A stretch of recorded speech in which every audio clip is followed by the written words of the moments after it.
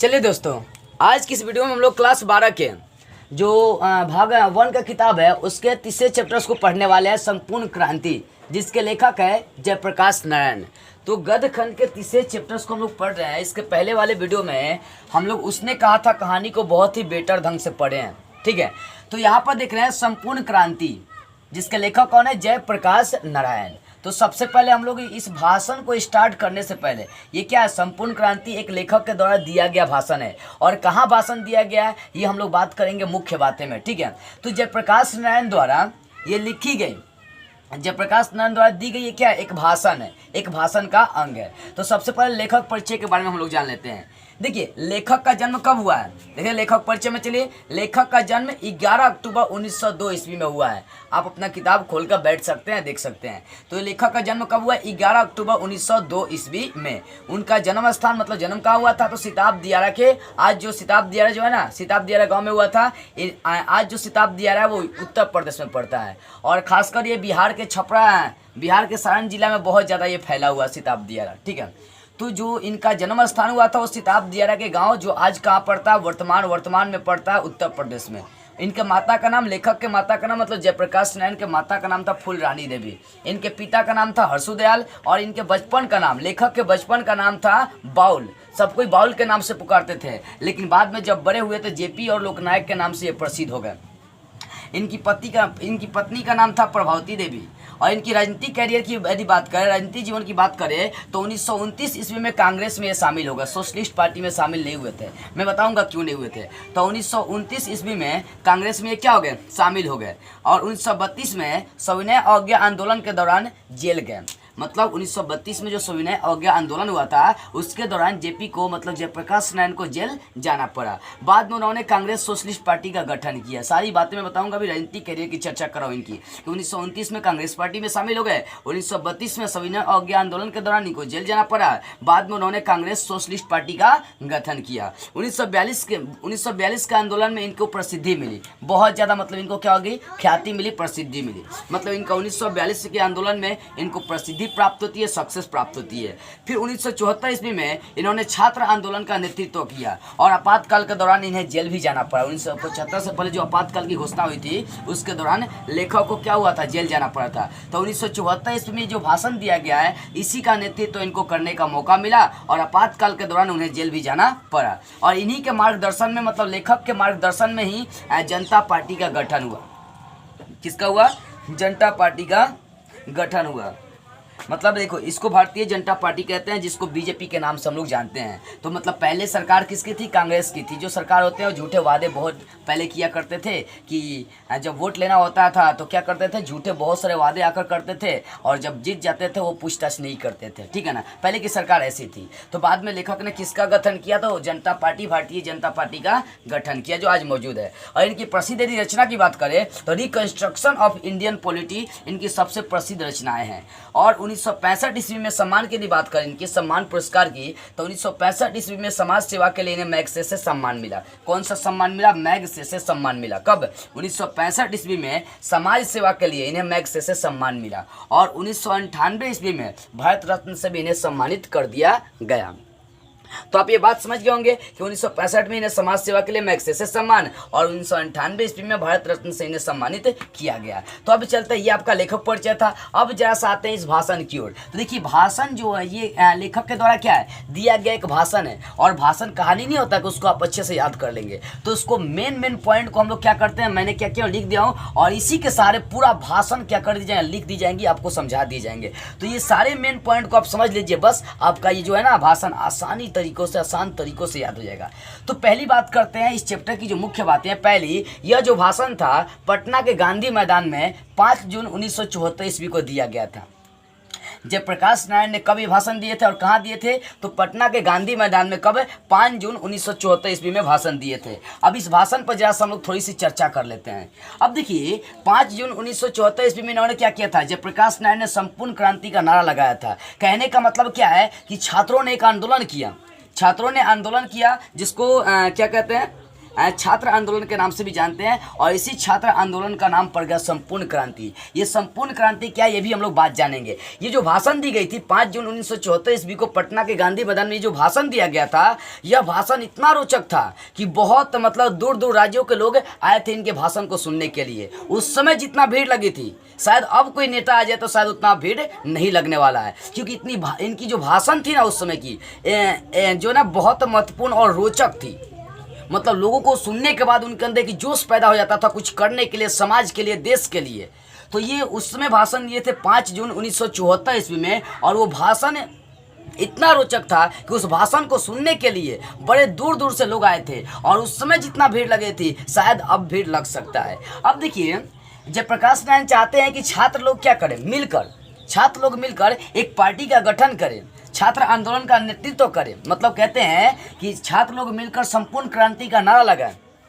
मतलब उसको छात्र आंदोलन के नाम से भी क्या करी गई, जानी गई है। 1974 में इन्हें छात्र आंदोलन का नेतृत्व करने का मौका मिला था। किनको, जयप्रकाश नारायण को। अब थोड़ी सी और बातें बता रहा हूँ, इतनी बातें तो आपको समझ में आ गई कि यह जो भाषण दिया गया था पटना के गांधी मैदान में 5 जून 1974 ईस्वी को दी गई थी। जब ये भाषण दे रहे थे तो उस समय बहुत ज़्यादा भीड़ लगा था, इतना भीड़ लगा था कि आज यदि प्रधानमंत्री भी आकर यहाँ पर भाषण दे तो उतना भीड़ लगने वाला नहीं है। बहुत दूर दूर के लोग यहाँ पर इनकी भाषण को सुनने के लिए आए थे, क्योंकि उनके द्वारा दिया गया भाषण बहुत ज़्यादा रोचक था, बहुत ज़्यादा रोचक था। उनके भाषण को सुनने के बाद कुछ करने के लिए, देश के लिए कुछ करने के लिए आदमी के अंदर जोश और जुनून पैदा हो जाता था।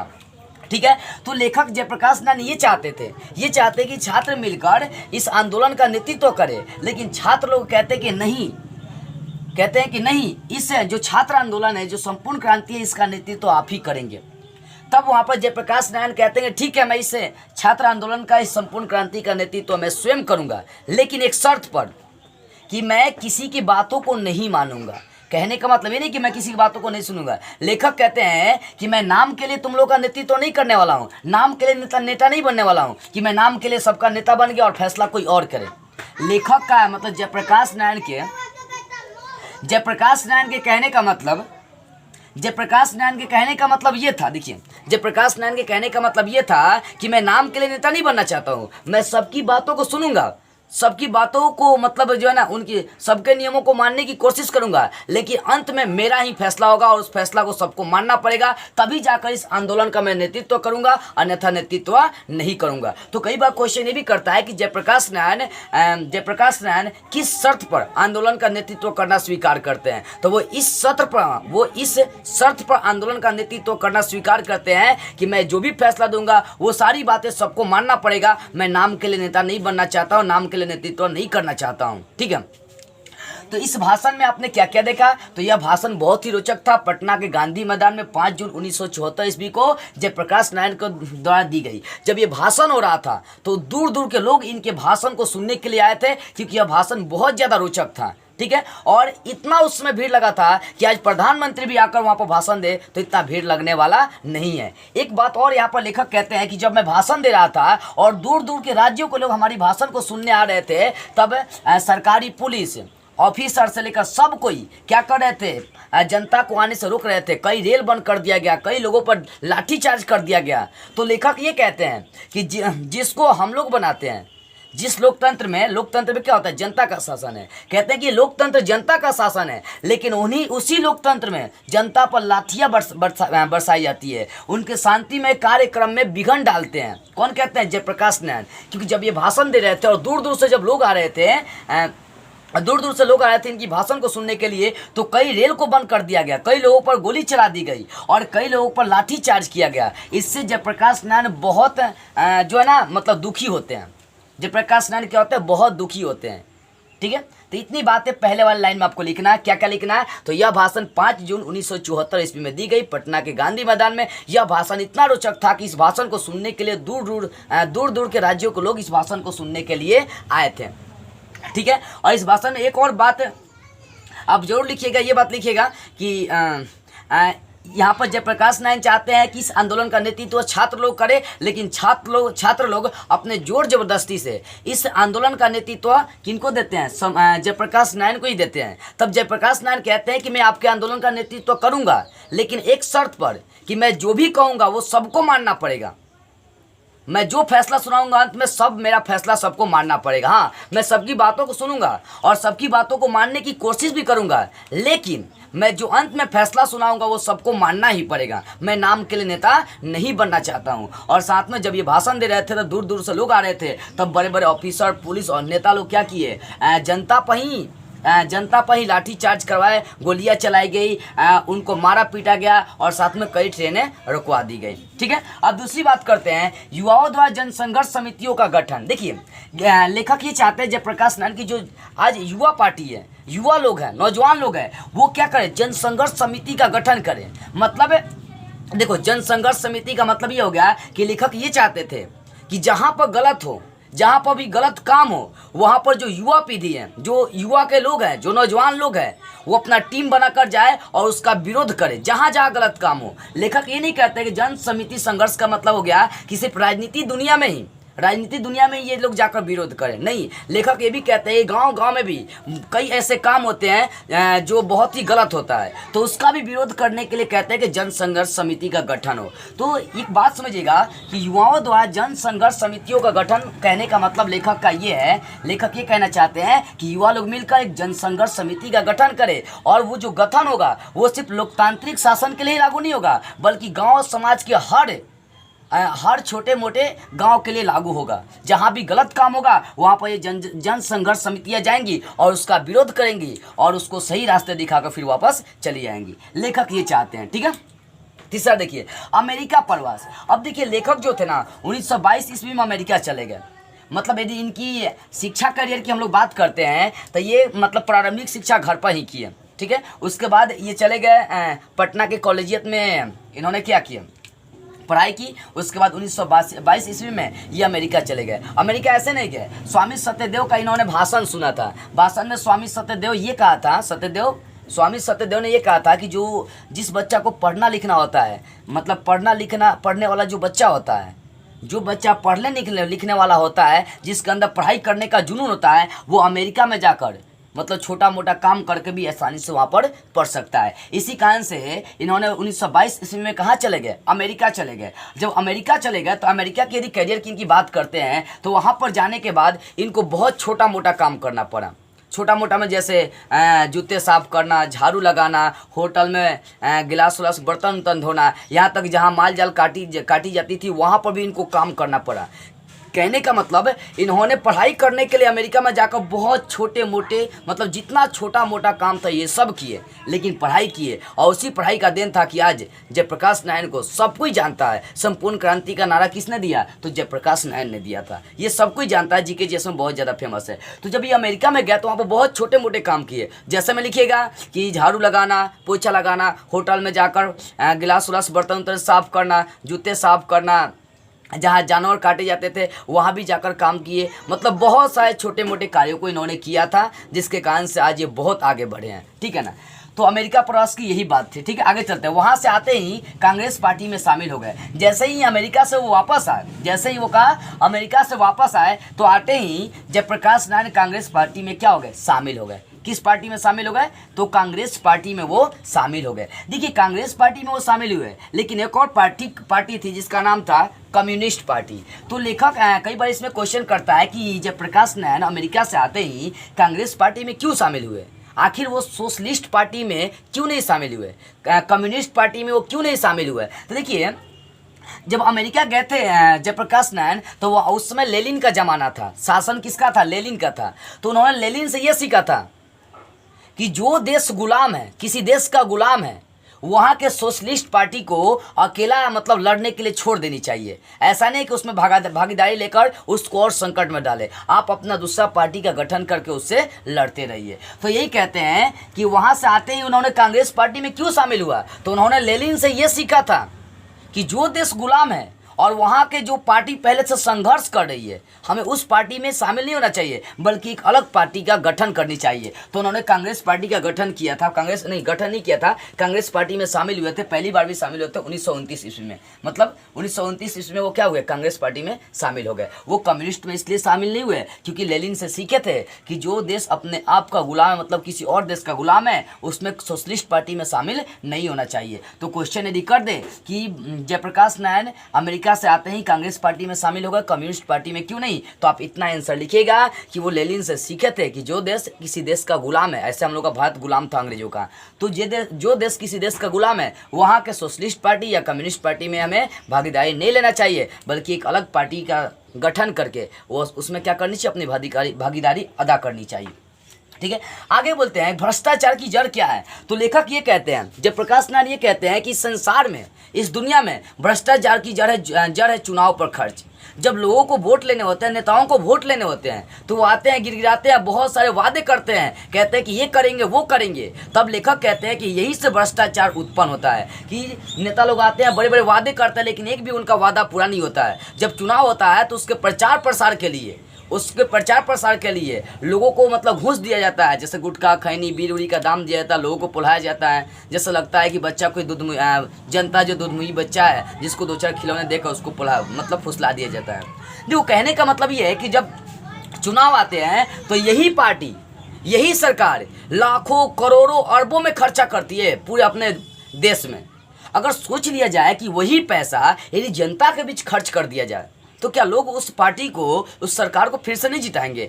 लेकिन ऐसा कुछ भी नहीं है। हर बार यही होता है, करोड़ों अरबों रुपए खर्च किए जाते हैं चुनाव में और लोगों को क्या करी जाते हैं, घूस दी जाती है। आते हैं लोग, बड़े बड़े वादे करते हैं कि हमको जिताइए, हम ये करेंगे, हमको जिताइए, हम वो करेंगे, फलाना ठिकाना। सारा सरकार, सारा जो पार्टी आता है सब यही बातें बोलता है, लेकिन कोई कुछ करता नहीं है। तो यही लेखक कहते हैं कि भ्रष्टाचार की सबसे बड़ी जड़ है ना, तो चुनाव पर खर्च है। चुनाव पर इतना ज़्यादा खर्च होती है कि कह नहीं सकते। यदि वही खर्च जनता के बीच करी जाए तो लोग उसको ऐसे ही जितवा देंगे। अब जब पार्टी लोग आते हैं चुनाव के समय वोट लेने के लिए, मतदान के समय जब आते हैं, जनता से कहते हैं कि आप मुझको जिताइए, मैं ये करूँगा वो करूँगा, और वो जब कुछ नहीं करते हैं तब जनता भड़क उठती है और वहीं से भ्रष्टाचार उत्पन्न होता है। लोगों के अंदर हिंसा पैदा होने लगती है, लोगों के अंदर उस सरकार के प्रति घृणा पैदा होने लगती है कि मैंने बेकार में उसको जिताया।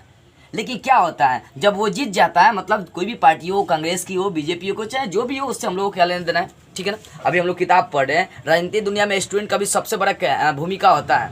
मैं ये नहीं कह रहा हूँ कि हम लोग को राजनीतिक दुनिया से लेना देना नहीं है, नहीं। देखो, आगे जब जाओगे ना, तो 6ठा चैप्टर में भगत सिंह के द्वारा लिखा गया एक चैप्टर आपको पढ़ना है। उसमें बताया कि स्टूडेंट को पढ़ाई के साथ साथ अपने देश की भूमिका में भी अदा करनी चाहिए, राजनीतिक दुनिया में भी अपना कदम बढ़ानी चाहिए। अब क्यों बढ़ानी चाहिए, उसी चैप्टर में हम लोग पढ़ने वाले हैं, ठीक है ना।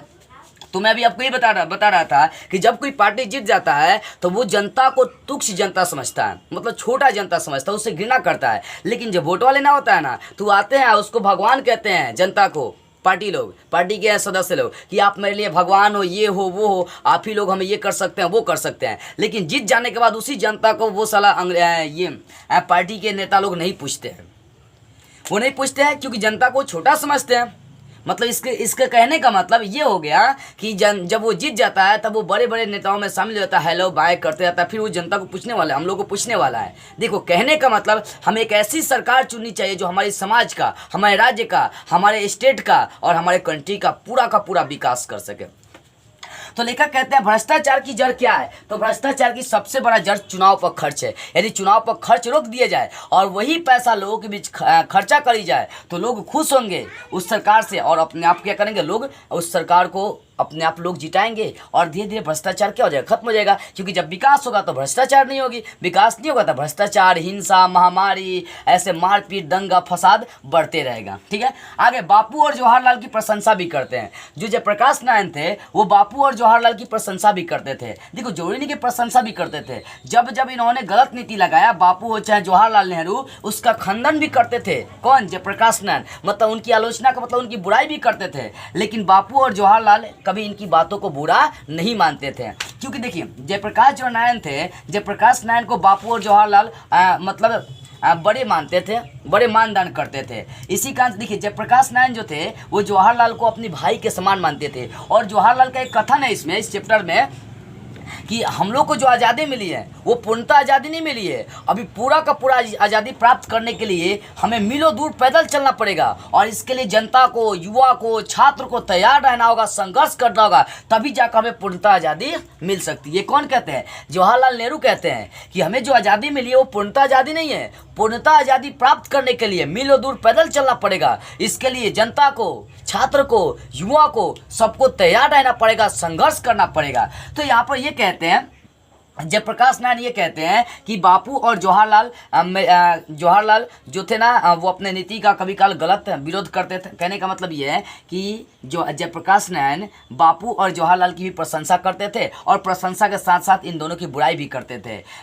जो जयप्रकाश नारायण थे वो जवाहरलाल नेहरू को अपने भाई के समान मानते थे और साथ में जवाहरलाल नेहरू भी इनको अपने भाई के समान मानते थे और बापू भी इनका बहुत ज़्यादा मानदान करते थे। ठीक है, उसके बाद जेपी और इंदिरा गांधी का मेल मिलाप। देखिए, कई लोग चाहते थे कि जेपी और इंदिरा गांधी का क्या हो जाए, मेल मिलाप हो जाए, लेकिन इनके बीच मेल मिलाप नहीं होने के कारण ये कहा करते थे, जेपी ये कहा करते थे कि मुझे किसी आदमी से, किसी व्यक्ति से झगड़ा नहीं है, मुझे सिर्फ झगड़ा है, मुझे सिर्फ दिक्कत है तो इंसान के, व्यक्ति के गलत तरीकों से, गलत आदतों से, गलत नीतियों से, सिर्फ उसी से झगड़ा है। और इंदिरा गांधी की जो नीति है वो बहुत ज़्यादा गलत है, इसी कारण से जेपी इंदिरा गांधी से नहीं मिलते हैं। तो जेपी का मतलब जयप्रकाश नारायण, तो जेपी और इंदिरा गांधी के बीच मेल मिलाप नहीं होने का कारण ये होता है कि जेपी कहते हैं कि मुझे किसी भी इंसान से घृणा नहीं है, किसी भी इंसान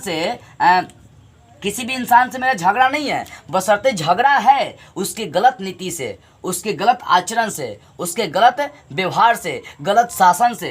कहते हैं कि मुझे क्या है, झगड़ा है। और उसी सब का विरोध करने के लिए लेखक जयप्रकाश नारायण जन संघर्ष समिति का गठन करते हैं। तो इतनी बातें भाषण में दी गई है, यदि इन पंक्तियों को ध्यान से आप बार बार समझ लेते हैं तो आपका ये भाषण क्लियर हो जाएगा। एक बार और शॉर्ट में मैं बताना चाहूँगा, ये जो भाषण था 5 जून 1974 ईस्वी को पटना के गांधी मैदान में दी गई। जब ये भाषण दी गई तो उसमें बहुत ज़्यादा भीड़ जुटी थी, इतना ज़्यादा भीड़ जुटी थी कि आज प्रधानमंत्री भी वहाँ आकर भाषण दे तो उतना भीड़ जुटने वाला नहीं है। और साथ में इनका ये दिया गया भाषण, संपूर्ण क्रांति का दिया गया भाषण इतना रोचक था कि दूर दूर राज्यों के लोग, दूर दूर देशों के लोग उनकी भाषण को सुनने के लिए आए थे। जब लोग आ रहे थे इनकी भाषण को सुनने के लिए, तब पुलिस और कुछ पार्टी के लोग क्या किए, जनता पर चार्ज किए, उनको ट्रेनों को रुकवा दी गई, गोली चलाई गई। तो इससे क्या होता है, जो जयप्रकाश नारायण थे वो दुखी हो जाते हैं और कहते हैं कि ये जो सरकार बनाई गई है, ये जो पुलिस बनाई गई है, ये सब जनता के बीच शांति में स्थापित करने के लिए बनाई गई है, लेकिन यही लोग जनता पर लाठियाँ चलाते हैं, उनके शांतिमय कार्य को बर्बाद करते हैं। आगे युवाओं द्वारा, तो लेखक ये चाहते हैं कि युवा आकर क्या करे, एक जन संघर्ष समिति का गठन करे और जहाँ भी गलत काम हो उन सभी का विरोध करने का काम करे। 1922 ईस्वी में इन्होंने क्या किया, स्वामी सत्यदेव का भाषण सुना। भाषण में ये सुनाया गया कि जो व्यक्ति पढ़ने वाला होता है वो अमेरिका में जाकर मेहनत करके पढ़ाई कर सकता है। तब वो 1922 में अमेरिका चले गए। अमेरिका जाने के बाद बहुत छोटा मोटा काम किया, इतना छोटा मोटा कार्य कि हम लोग नहीं कर सकते। जूता चप्पल साफ करने से लेकर, झाड़ू पोछा लगाने से लेकर, बर्तन साफ करने से लेकर, जहाँ जानवर काटे जाते थे वहाँ भी काम करते थे। मतलब जो है ना, ये छोटे से छोटे काम किए और पढ़ लिख कर देखिए आज की आशा क्या होगा। बशर्ते इन्होंने PhD नहीं किए थे, माँ की अस्वस्थता के कारण नहीं किए PhD। डॉक्टर ऑफ फिलोसफी कहते हैं, PhD का फुल फॉर्म। देखिए, तो ये कहते हैं कि अमेरिका गए, अमेरिका में छोटे मोटे कार्य किया, उसके बाद वहाँ से चले आए। वहाँ से जैसे ही आए कांग्रेस पार्टी में शामिल हो गए, कम्युनिस्ट पार्टी में शामिल नहीं हुए, क्योंकि लेनिन से वो सीखे थे कि जो देश किसी का गुलाम हो वो आके सोशलिस्ट या कम्युनिस्ट पार्टी में शामिल नहीं होना चाहिए, अपना एक अलग पार्टी गठन करके क्या करनी चाहिए, उसमें शामिल रहनी चाहिए और उसके द्वारा युद्ध लड़नी चाहिए। आगे भ्रष्टाचार की कहते हैं जड़। तो इस दुनिया में, इस देश में भ्रष्टाचार की जड़ चुनाव पर ज़्यादा खर्च है। जब चुनाव पर ज़्यादा खर्च नहीं होंगे, खर्च को रोक दिए जाएंगे, तब क्या होगा कि हमारे समाज का विकास होगा। समाज का विकास होगा तो भ्रष्टाचार धीरे धीरे खत्म हो जाएगा। तो भ्रष्टाचार की सबसे बड़ी जड़ क्या है, तो वो चुनाव पर सबसे ज़्यादा खर्च है, क्योंकि चुनाव में खर्च अरबों के रूप में होते हैं। और साथ में जयप्रकाश नारायण बापू और जवाहरलाल की प्रशंसा भी किया करते थे, उनकी बुराई भी किया करते थे, लेकिन ये दोनों उनकी बातों को बुरा नहीं मानते थे। और साथ में जवाहरलाल नेहरू जयप्रकाश नारायण को अपने भाई कहते थे, मतलब भाई के जैसा मानते थे, बड़ा मानदान करते थे। कौन? जवाहरलाल नेहरू। पंडित जवाहरलाल नेहरू का नाम सुना है ना, वो बहुत ज़्यादा इनका क्या करते थे, मानदान किया करते थे। और एक और बात जानिएगा कि जवाहरलाल नेहरू का इसमें कथन ये है कि अभी हम लोग को पूर्णतः आज़ादी नहीं मिली है, पूर्णतः आज़ादी के लिए मीलों दूर पैदल चलना पड़ेगा और इसके लिए जनता को, युवा को, छात्रों को पूरी तरह से तैयार रहना होगा, संघर्ष करना होगा। उसके बाद जेपी और इंदिरा गांधी को कुछ लोग मिलाना चाहते हैं, लेकिन जेपी कहते हैं कि नहीं, मुझे किसी इंसान से झगड़ा नहीं है, वो कोई भी हो, मुझे झगड़ा है तो सिर्फ उसके गलत नीति से, गलत विरोध से, गलत तरीके से, गलत आचरण से बस झगड़ा है। जैसे बापू भी और जवाहरलाल नेहरू भी कभी काल नीति अपनाते थे तो उसका खंडन करते थे, विरोध करते थे जयप्रकाश नारायण। तो यही आपका दी गई भाषण था संपूर्ण क्रांति का। संपूर्ण क्रांति का नारा उसी समय दी गई 5 जून 1974 ईस्वी में ये दी गई थी। उस समय ये बहुत ही रोचक भाषण रहा था और उसमें ये सारी बातें होती है। तो इस तरह से आप समझ गए होंगे संपूर्ण क्रांति नारा को बेटर ढंग से। तो बस आज की इस वीडियो में इतना ही। अगले वीडियो में हम लोग इस चैप्टर के क्वेश्चन को सॉल्व करते हुए मिलेंगे।